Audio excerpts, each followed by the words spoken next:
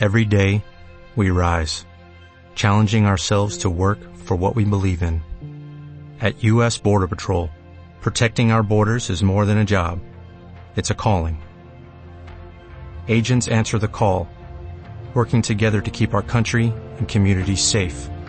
If you are ready for a new mission, join U.S. Border Patrol and go beyond.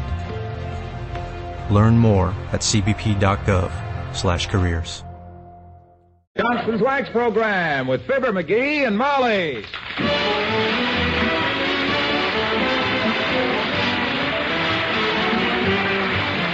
Makers of Johnson's Wax and Johnson's Water Repellent Glow Coat present Fibber McGee and Molly with Bill Thompson, Gail Gordon, Arthur Q. Bryan, Dick LeGrand, Cliff Arquette, and me, Harlow Wilcox. The script is by Don Quinn and Phil Leslie. Music by the King's Men and Billy Mills Orchestra.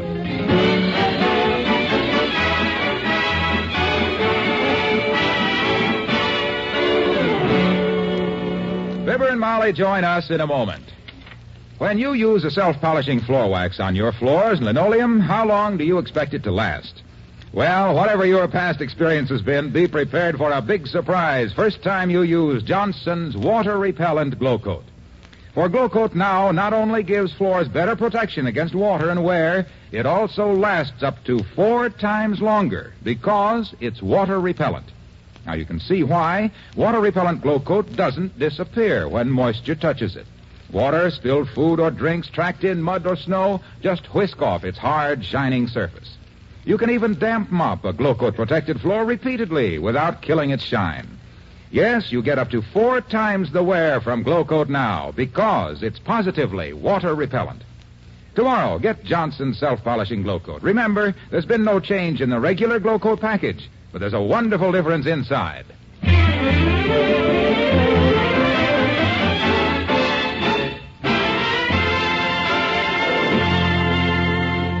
We take you now to the office of Wistful Vista's #1 general practitioner, Dr. Gamble, who is examining a patient. Waldo, my boy, I have never examined anyone who was so thoroughly exhausted and run down as you. You're in terrible shape. Look at my fingertips. Gee, all red and scratched. What happened? Had to sandpaper them to feel your pulse. Tell me, son, how did a big 6-footer like you get into this condition? And how long has this been going on? Doc, up till yesterday, I felt swell. Uh-huh. I'm working as a salesman at Silver Jack's clothing store. Oh. Well, I was on the job yesterday, healthy and happy, when this guy comes in with his wife to buy a suit. I walks up to her.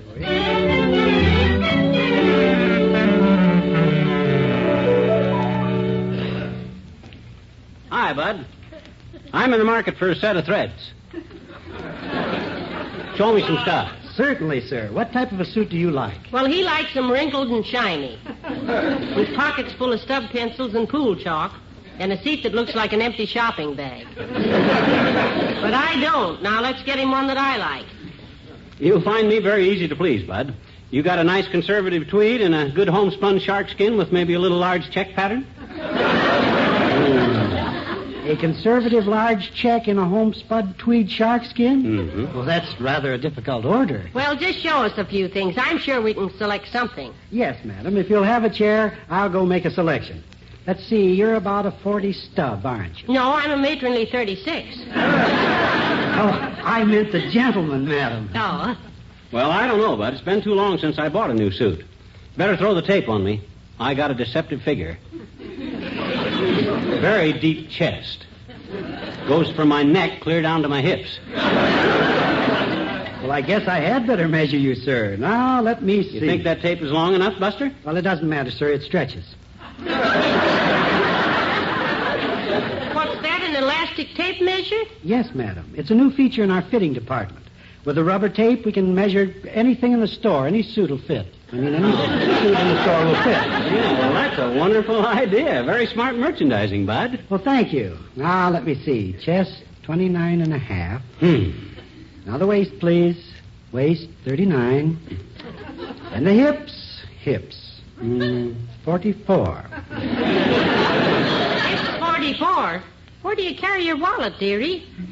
In my inside coat pocket. Oh, for a minute I thought I had something. I think I have your size pretty well in mind now, Mr. McGee. Fibber McGee. This is my wife, Mrs. McGee. How do you do, I'm sure. Mr. and Mrs. McGee.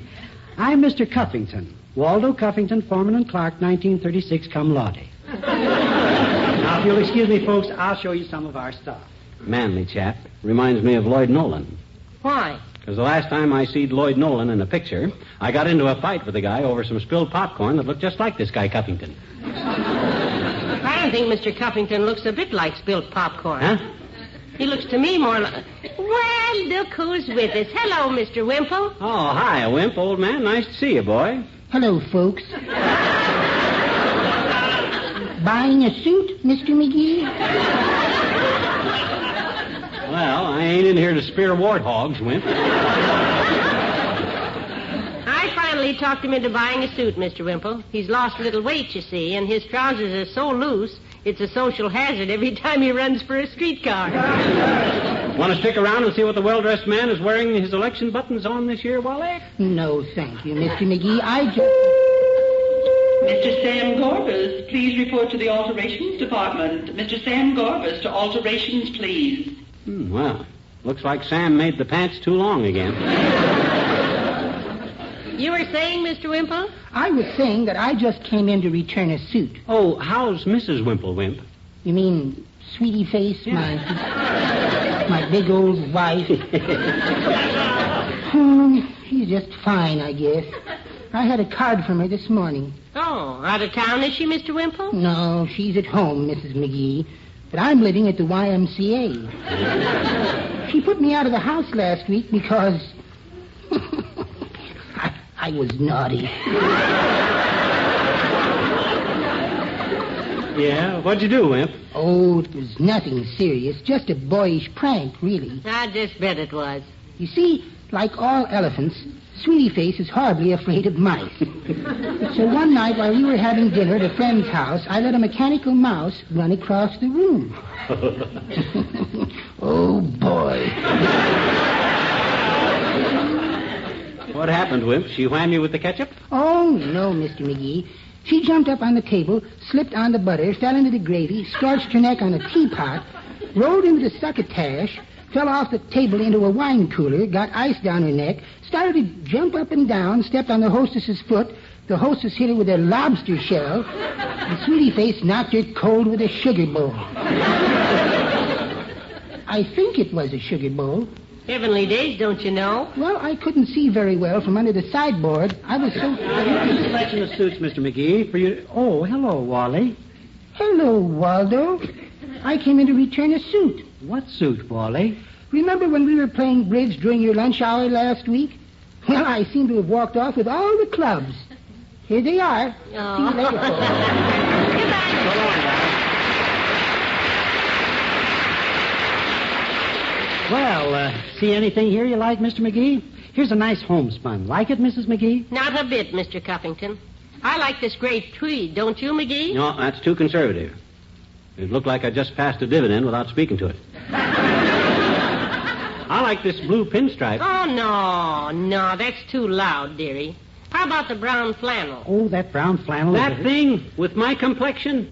And have everybody ask me how I got out of Shanghai alive? How's about this one, the houndstooth check? Houndstooth is right. You could wear that to a dogfight and nowhere else. I like this nice gabardine myself. May I suggest... Quiet, Bud. No, that gabardine ain't for me, Molly. It's too sophisticated. In my opinion, sir... Well, then how about this shaggy sort of Cheviot, McGee? That's a very heavy... Ah, no, not that thing. My gosh, it looks like it was wove out of old pipe cleaners. Well, it was a nice try, Buster, but you better show us a few more. Very well, sir. But if you could only give me some idea of what you'd like, My sir. goodness, Mr. Cuffington, we have no idea till we see it. Now, you just keep trying. That's a good lad. Yeah, stay with it, Cuff. I'm easy to please once I'm satisfied. Now, see if you can't find... Mr. Caldwell, please. Please call Will Call, Mr. Caldwell. Call for Mr. Caldwell at Will Call. Mr. Will Caldwell wanted at Will Call. Will, Mr. Will Caldwell, please call Will Call. Thank you. Now, you just take your time about finding a suit for my husband, Mr. Cuffington. We have all day. Isn't that nice? Well, I'll go see what else we have, Mrs. McGee. He seems a little jumpy, don't he? Self-conscious kid, I guess.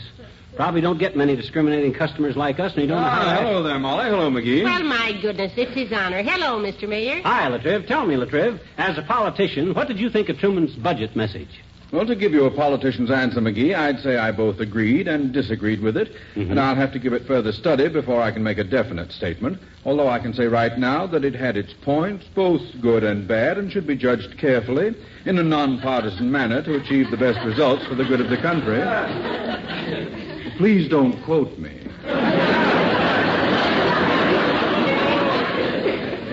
We won't, Mr. Mayor. We won't. No. At least I won't, because I'm not quite sure what you said.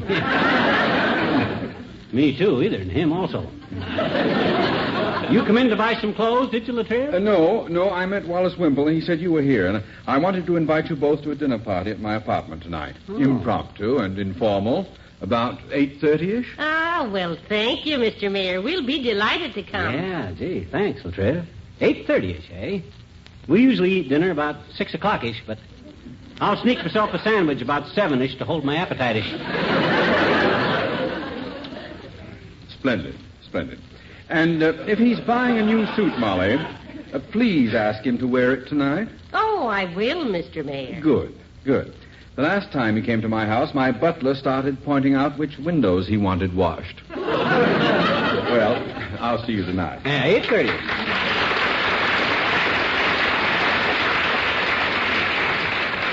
Boy, this is wonderful, Molly. That guy really knows how to feed a mob, too. Yeah, you know? Isn't it nice? Yeah. I hadn't been to a good party. Ah, there, Mr. Cuffington. More suits, I see. Yes, I have quite a lot more here. There we are. At least a dozen to select from. I think you'll find something here you'll like, Mr. McGee. See anything in that batch you like, Molly? No, I can't say I do, McGee. Except maybe this herringbone. Oh, the herringbone is a very nice piece. No herringbones.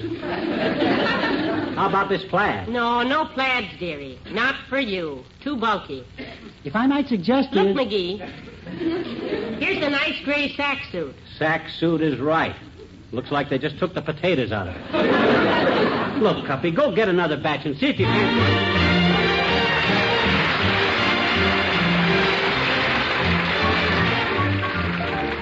The King's Men and Chattanooga Shoeshine Boy. Have you ever passed the corner of 4th and Strand, where a little ball of rhythm has a shoeshine stand? People gather round and they clap their hands. He's a great big bundle of joy. He pops a boogie-woogie rag, the Chattanooga Shoeshine Boy. He charges you a nickel just to shine one shoe. He makes the old kind of leather look like new. To feel as though you want to dance when he gets through. He's a great big bundle of joy. He pops a boogie-woogie rag, the Chattanooga Shoeshine Boy. It's a wonder that the rag don't tear the way he makes it pop. Oh, you ought to see him fan the air with his hoppity, hippity, hippity, hoppity, hoppity, hippity, hop.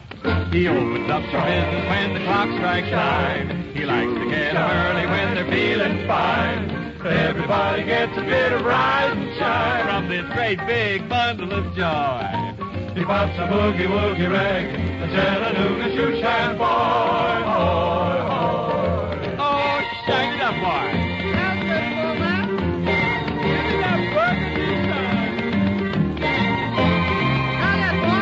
Look at him go. He charges you a nickel just to shine one shoe. He makes the old kind of leather look like new. You feel as though you want to dance when he gets through. He's a great big bundle of joy. He pops a boogie-woogie rag, the Chattanooga Shoeshine Boy.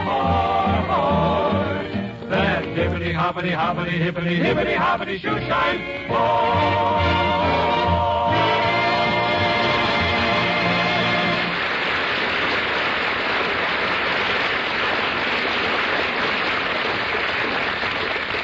Well, Waldo, I'm beginning to see how you got into this nervous condition.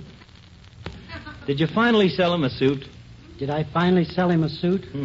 Look, Doc, I showed him and his wife at least 45 suits. I showed him everything but a paratrooper's uniform and a deep sea diver's outfit. Did I sell him a suit? Did I sell him a suit? Did I? No. Relax, Waldo. There you are, my boy. Don't excite yourself. Here. Sit down. Sit down, boy. Now drink this. Slowly now, slowly. That's it. Now, just lie back, Waldo, and close your eyes a minute. Try to think of something pleasant. Like strangling McGee.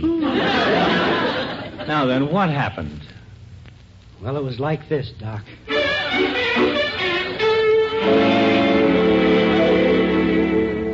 Well, we finally found one we like, Mr. Cuffington. Oh, fine, Mrs. McGee. I'm glad to hear. Yeah, I told you we weren't hard to please once I was satisfied, Bud.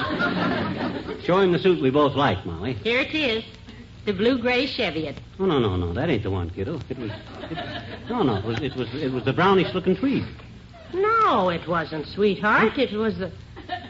Wait a minute. Wasn't it the dark blue gabardine? Oh, I didn't like that at all, remember? Looks like a chief petty officer who cut off his brass button so he could sneak a couple of martinis. May I suggest that you try the... No. As long as we can't agree on any of these, Mr. Cuffington, we'd better look at a few more. But, Mrs. McGee, there aren't any more. I've showed you everything. What do you mean there aren't any more? You mean this pile of remnants is your entire stock? Why, I wear more clothes than this to shovel off the front walk. And furthermore, if I... Now, wait a minute, McGee. Huh? Remember the beautiful double-breasted cashmere suit we saw in the window? The tan one? It was gray, wasn't it? No, it was tan. I think it was gray. Tan, I'm sure. Gray, I'm positive. How about it, Cuffy? The suit in the window. Is it gray or tan? It's a tan sport jacket on a pair of gray slacks, Mr. McGee. Oh, how wonderful. Yeah, that sounds good. Get him out of the window, will you, Bud? Out of the... You mean you... Well, yes, sir. Right away. Now, don't go away. We won't.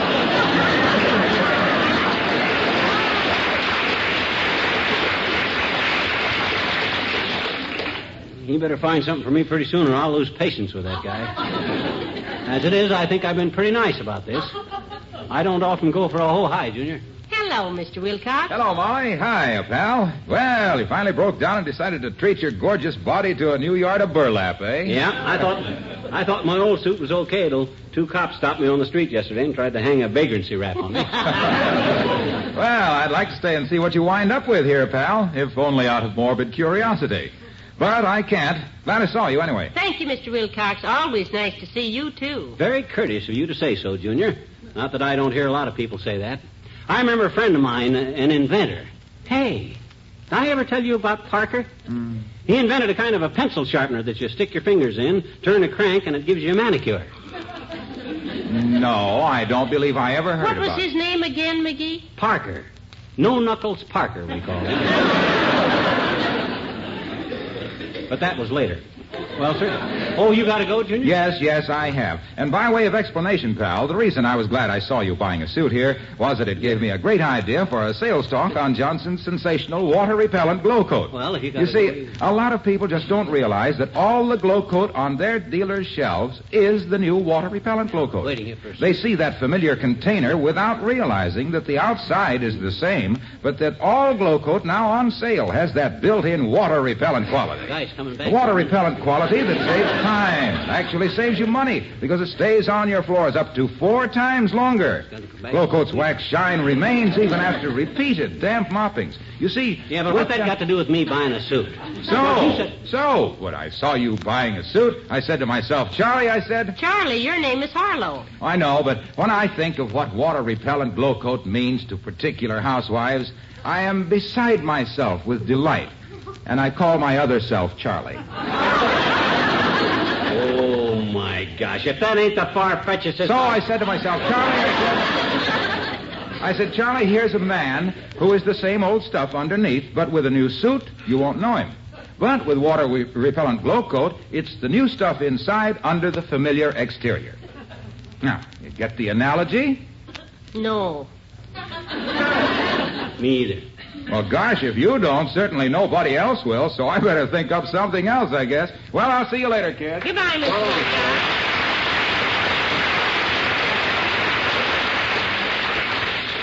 Heavenly days, McGee. Where is that salesman? Attention, please. Will the store detective please come to Mr. Silverjack's office at once? The customer we threw out this morning is back with a wire for Mr. Silverjack. My gosh, they call the store dick when a guy brings a telegram? I said a wire, sir. He's strangling the boss with it. Well, that's life in the... Ah, there, Bud. You got that coat and pants out of the window? What took you so long, Mr. Cuffington? Well, the window display was locked, and the window dresser had the key, and he was busy window dressing another window, and I couldn't make him hear me. So I had to go outside and rap on the window, and I rapped too hard, and I broke the glass and cut my hand a little. Got bawled out by the manager. By the time I got some iodine to put on my hand and dried my tears from being bawled out... Hold it, Bud. Hold it. Never mind the sob story. Where's the coat and pants we sent you after? Yes, the ones in the window that we like. Yeah. Sold.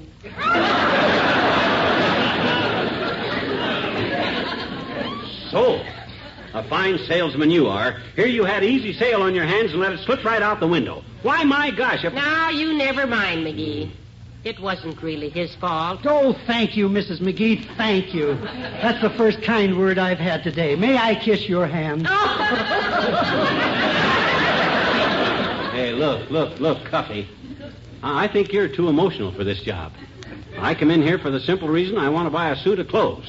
And did you show me something I liked? No. But, Mr. McGee, Well, you've seen everything we have in the store, and, gee, I've spent 3 hours showing you things, and... Yes, we know that. But we've spent 3 hours here, too. Don't you forget that. Yeah. My time is pretty valuable, too, Buster. Why, I fiddled around in here till my... Say, look, Mr. McGee, why don't you let us make you a suit? We have a wonderful tailoring department. Say, that's not a bad idea. I've always wanted a tailored suit, but always been told they didn't have needles the right shape. Go ahead, dearie. Get a tailored suit. After all, it's only money. I'll do it. Show me some samples of material, Bud, and make it snappy. Yes, sir. I'll be right back, sir. I wonder if I ought to have it made with 2 pairs of pants, because it gets pretty cold these days. Maybe 2 pairs. Well, hello there, McGee. Hello, Mrs. Well, hello, Ole. Oh, hi, Ole. Are you playing a little hooky from your job today, Ole? Oh, no, Mrs. I got leave of abstinence. I got to come to the clothing store and get a new leather jacket. My old leather jacket was just worn out. Had 18 holes like a golf course. You buying a suit, McGee? Yeah. Tailored, of course. None of that off-the-rack stuff for me, Ole. I'm pretty fussy about my clothes, you know. Oh, sure, I know. I hear lots of members of Elks Club talk about your clothes. Yeah? Everybody think you used to wear imported suits. They do, eh? What made them think that, Ole? Well, they say nobody sells clothes like that in this country for the last 15 years. Oh, yeah? Well, you can tell them wise guys for me that... Oh, here's Cuffington again, Molly. Got some samples with you, Cuff? Yes, sir. Hundreds of them, sir. I'm sure you'll find something here you'll like. Heavenly days. We certainly ought to out of all those. You see, Ole McGee's going to have a suit tailored out of these samples. Oh, good gracious, Mrs. You're just kidding. What do you mean she's kidding? A whole suit out of little pieces of square cloth like that? Well, all I got to say, McGee, you wear that down to Elks Club and we send you home wrapped in a pool cue. So long, Mrs. Goodbye,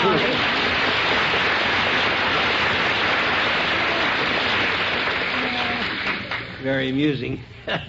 You got these little swatches for all the material. There's awful-looking stuff in this batch. Show me some more, will you, Bud? Certainly, sir. Now, this book here shows some very nice worsteds and... No. No worsteds.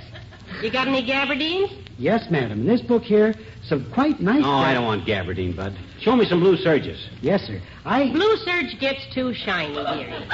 How about a tweed? Oh, I have some grand tweeds here, sir. They're just... I don't like tweeds. They always have twigs woven into them. Let's see some homespun. I'd rather have a shark skin myself. Shark skin? Yes, sir. Shark skin? Oh, no, McGee. I think a nice herringbone. Huh? Have you any samples of herringbone, young man?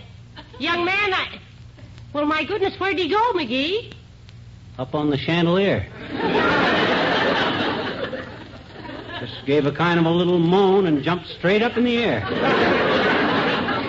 See, there he is.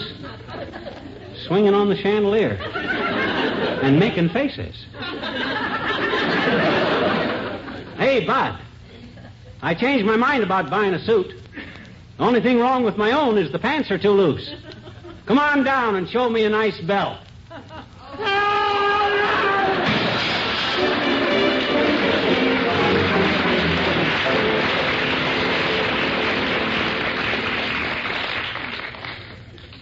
And after you jumped out the window, Waldo, for which I don't blame you, you came right to me? Yeah, I think so. I was kind of dazed, Doc. Oh. I feel better now. Thanks a lot. Well, that's all right, Waldo. You've been through a pretty harrowing experience. You better go out tonight and have some fun. Relax. I can't, Doc. I can't afford it. Now I'm out of a job on account I'll never go back to that store. That McGee guy might come in again. So what? You can always jump out the window again. Look, I'm going to a party tonight at Mail of Trivia's. Why don't you come along? Just for laughs. Me? Yeah. Well, gee, Doc, that's mighty nice of you, but... Oh, come on. You'll have fun, and you need it. Oh, nurse, call the mayor. Tell him I'm bringing a guest with me, and tell him we'll get...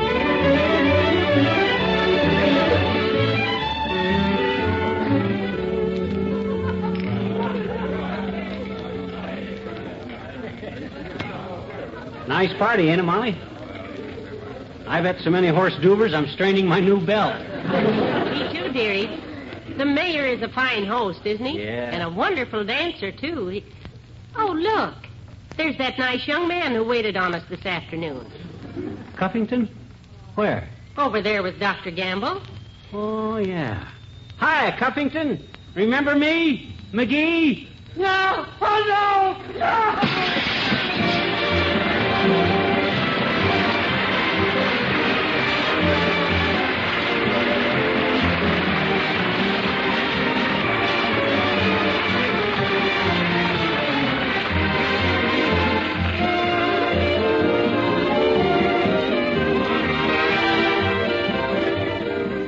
Fibber and Molly return in a moment. When you want a floor wax that will shine brighter, last longer, and take hours of hard work out of housekeeping, just remember three things about Johnson's Glow Coat. It's self-polishing, it's positively water-repellent, it now lasts up to 4 times longer. Now, I know I don't have to tell you, an experienced homemaker, just how much those three things mean to you in brighter floors, a brighter home, with far less work, and a real saving in money. Glow Coat is self-polishing. It's water-repellent. It lasts up to 4 times longer. Give yourself the benefit of the greatest development in floor care of the past 15 years. Tomorrow, ask your dealer for the self-polishing floor wax that is positively water-repellent. Ask for Johnson's Glow Coat.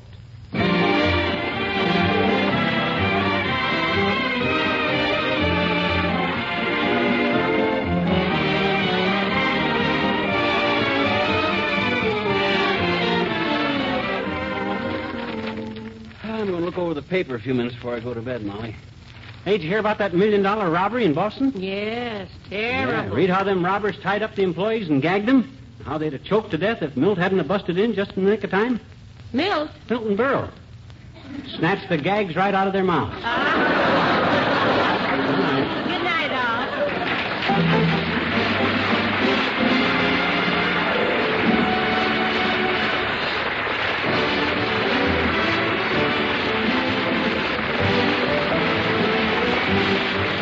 The makers of Johnson's Wax and Johnson's Water-Repellent Glow Coat, Racine, Wisconsin, and Brantford, Canada, bring you Fibber McGee and Molly each week at this time. Be with us again next Tuesday night, won't you?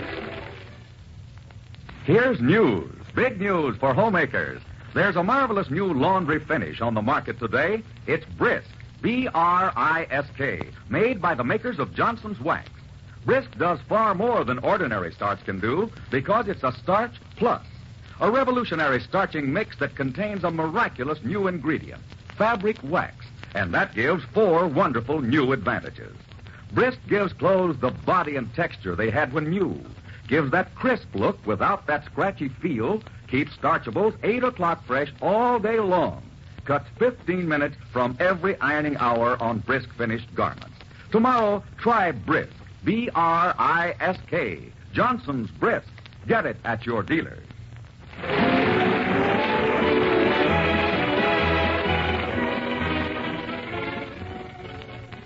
An Adventure in Big Town is next on NBC.